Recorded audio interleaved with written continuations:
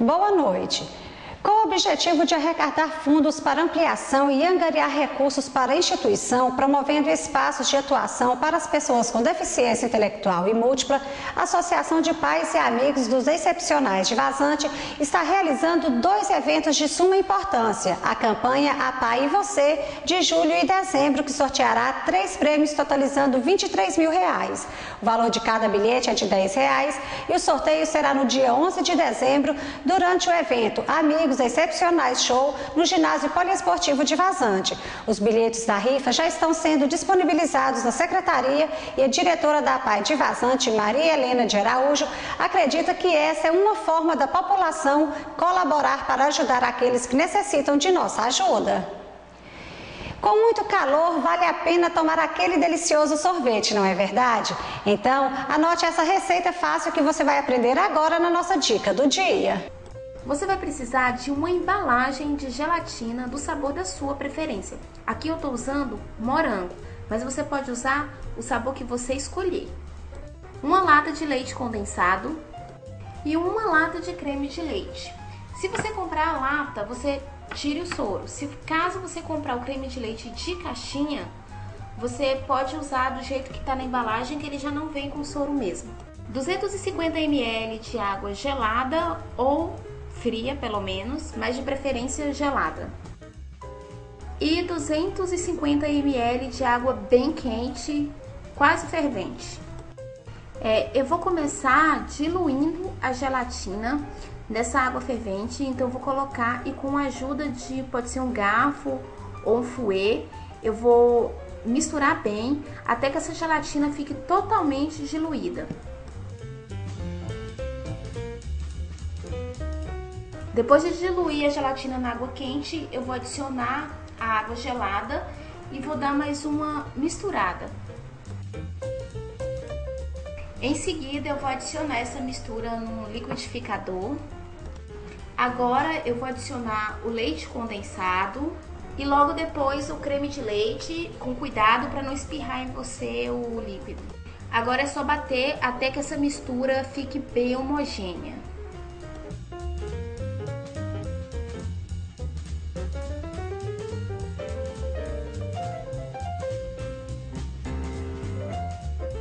Em um recipiente da sua escolha, despeje esse líquido e depois você vai levar para o congelador por mais ou menos 2 horas, isso no mínimo, ou até adquirir uma consistência.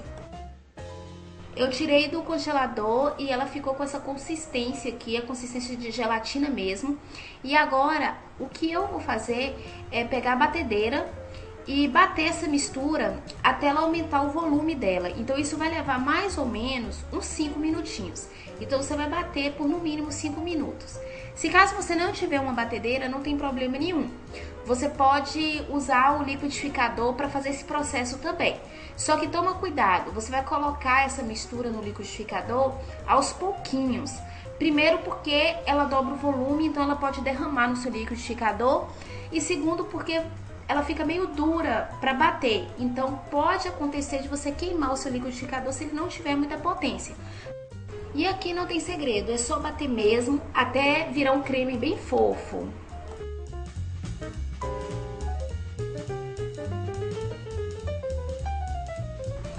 Perceba que essa mistura ela virou um creme fofo e que ela dobrou de volume, agora ela tá bem mais volumosa. E é exatamente assim que ela precisa ficar e é por isso que é tão importante você bater por no mínimo 5 minutos, mas quanto mais bater, melhor. E agora eu vou colocar novamente no congelador por no mínimo 6 horas ou até ela ficar totalmente congelada já no ponto de servir. Para isso eu vou tampar o meu recipiente. Se o recipiente que você escolher não tiver tampa, você pode colocar um plástico filme por cima, que é muito importante. Mas como o meu tem tampa aqui, eu vou usar a tampa. Depois de 6 horas eu tirei do congelador, vamos abrir para ver como é que ficou. Ele já tá bem durinho, já tá certinho para servir. O ministro da Fazenda, Joaquim Levy, disse que o governo vai e deve cortar gastos sim, mas o que já cortou em alguns casos, após a agência de classificação de risco, Standard & Poor's, anunciar a perda do grau de investimento para a economia brasileira. Segundo a SP, a proposta do orçamento para 2016, com um déficit de 30,5 bilhões de reais, ou equivalente a 0,3% do PIB em vez dos 0,7%, previstos em julho, reflete um desacordo com a composição e magnitude das medidas necessárias para reequilibrar as contas públicas. Entre as ideias, surgiu a possibilidade de retomada da CPMF e, nessa semana, de um aumento do imposto de renda. Os parlamentares, porém, não têm demonstrado apoio a eventuais aumentos de tributos e têm defendido um corte maior de gastos. Mesmo com déficit, a peça orçamentária de 2016 embute aumento de despesas. O Supremo Tribunal Federal retomou na tarde dessa última quinta-feira um julgamento que pode descriminalizar o porte de drogas para consumo pessoal. O caso começou a ser julgado em agosto e já conta com um voto para não considerar mais como crime a posse de maconha para uso próprio. O julgamento foi interrompido por um pedido de vista do ministro Luiz Edson Fachin, que queria mais tempo para analisar o tema.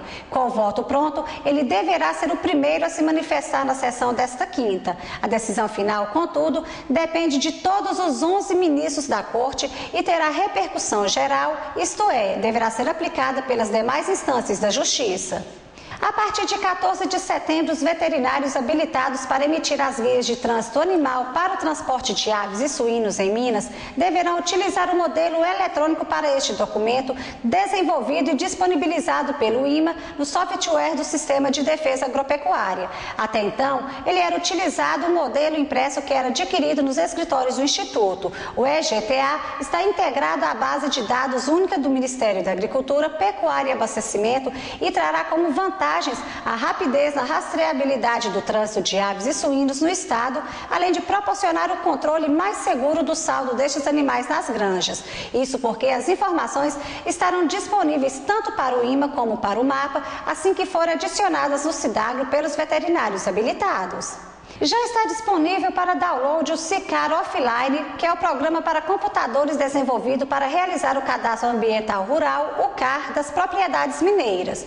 O novo sistema é similar ao adotado pela Receita Federal nas declarações do imposto de renda e permite ao usuário informar seus dados sem estar conectado à internet. A partir de agora, a conexão com a internet somente será necessária para a realização do download do programa e no momento de envio do cadastro.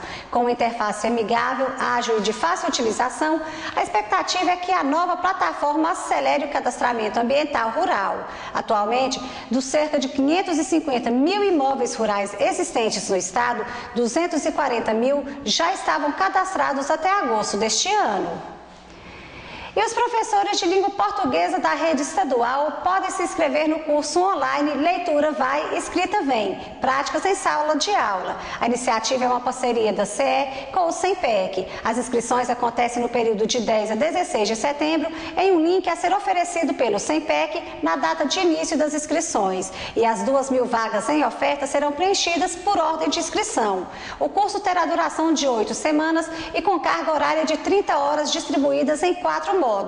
O foco está em educadores dos anos finais do ensino fundamental e ensino médio. Durante a formação, os professores poderão aprimorar suas dinâmicas de sala de aula para o ensino de leitura na escola e para o desenvolvimento de competência leitora nos alunos a partir de reflexões teóricas e sugestões práticas de atividades. Cada escola poderá inscrever no máximo 3 professores e os participantes receberão certificados após a conclusão do curso. Você sabe o que é esclerose múltipla? Então entenda mais sobre essa doença, seus sintomas e o tratamento.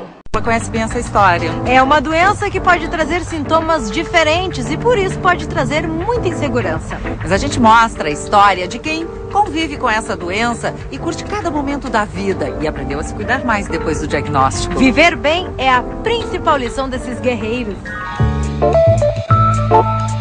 Tiago é defensor público, vive rodeado de processos. Lenira já está em outra fase da vida. Aos 56 anos é professora aposentada. Curte as manhãs de folga na academia. É assim desde que ela recebeu o diagnóstico de esclerose múltipla há 6 anos. Eu passei alguns meses reclamando de dor na coluna, dor na nuca. E todo mundo dizendo, é coluna, é coluna, é coluna, e tu vai na coluna. Mas reclamei bastante da dor, me incomodava. Depois eu comecei a ter formigamento do lado direito. Tiago recebeu o diagnóstico de esclerose múltipla há 3 anos, quando tinha 29 anos. Tu tem um sentimento de luta, assim. Tu acreditava que tudo que tu fazia levava uma consequência. E, na verdade, na esclerose não é uma consequência daquilo que tu fez na tua vida. Ela surge do nada. A esclerose múltipla é uma doença autoimune. O próprio corpo começa a produzir anticorpos contra ele. Aí surgem pequenas inflamações em múltiplos locais do cérebro ou da medula espinhal. A doença pode se manifestar a partir dos 12 anos de idade. Os sintomas dependem da área do cérebro atingida pela lesão. Os mais comuns são dificuldade de visão, de equilíbrio, dormência em um dos lados do corpo e falta de força nas pernas. Tiago demorou quase 1 ano até descobrir a doença. O primeiro sintoma foi a dificuldade na visão. Percorreu vários médicos até procurar um neurologista. A visão do meu olho direito está central, especialmente central, está completamente comprometida. Se eu te olho só com esse olho, eu não consigo enxergar o teu rosto, eu não consigo distinguir o teu nariz, os teus olhos, sobrancelha, boca. Existem 2 tipos de esclerose, a progressiva, que debilita a pessoa aos poucos, principalmente o movimento das pernas, e a mais comum, que provoca crises e pode deixar sequelas. É esse o tipo de esclerose que Tiago e Lenira enfrentam no dia a dia. Eu tive uma sequência de surtos em final de dezembro de 2005 e início de 2006, né?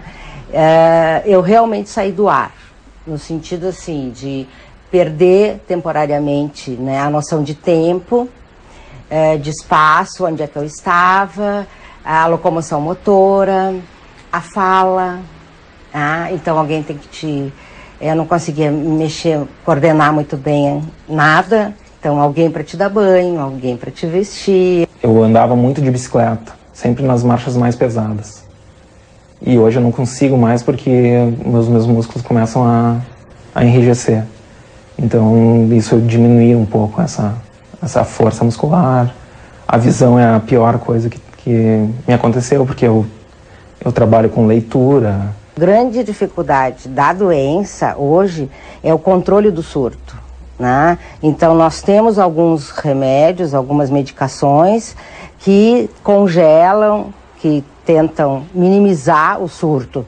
Mas eu não sei se amanhã eu não acordo e estou tendo um surto esclerótico, né? Fica bem complicado, assim, tu te programares, no caso, ou pensares, bom, daqui a 3 meses, 4 meses eu vou fazer tal coisa.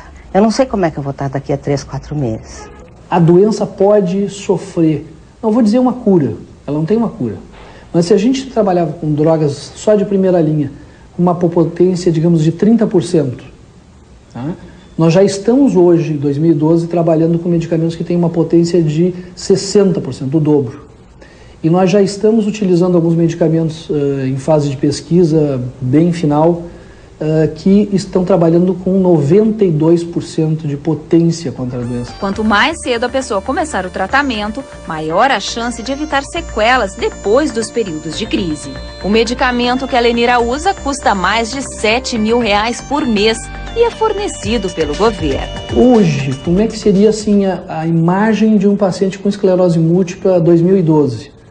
Um rapaz de 25, 29 anos de idade, trabalhando, fazendo faculdade, casando, tendo filhos, jogando futebol, mesmo que ele tenha tido há meses ou até 1 ou 2 anos atrás uma crise a ponto de ter deixado numa cadeira de rodas, tremendo, balançando, não conseguindo nem falar. E agora está jogando futebol e ele tem a vida toda aberta pela frente. Por quê? Porque os medicamentos atuais e os que estão chegando estão trazendo um poder de ação muito maior do que a gente teve até hoje. Por causa da dificuldade de visão, Tiago parou de dirigir, mas descobriu outros prazeres.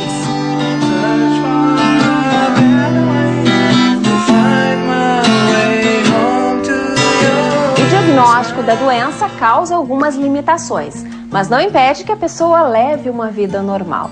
O Thiago e a Tatiana realizaram um antigo sonho. Hoje, descobriram o sexo do bebê. Hoje a gente descobriu que vai ser uma menina e vai ser a Letícia. A Lenira não fica parada, procura manter sempre o corpo e a mente ativos. Resolveu aprender italiano, faz bordado, aulas de informática e ainda joga xadrez, sempre com muito alto astral. A gente pode dizer que a tua marca registrada é o sorriso? A gente sempre foi muito amigo, muito unido, assim. E eu acho que depois do diagnóstico a coisa ficou mais forte ainda, assim. A gente, bem aquilo, começamos a ter outros valores, a ver a coisa toda de outro jeito. Um novo olhar sobre a vida. A doença muitas vezes dá essa lição. Aproveitar o presente ao invés de ficar pensando no futuro, né? E isso acaba a esclerose, então, beneficiando, assim. Aproveitar o hoje e seguir a música do Renato Russo, né? Amar como se não houvesse amanhã.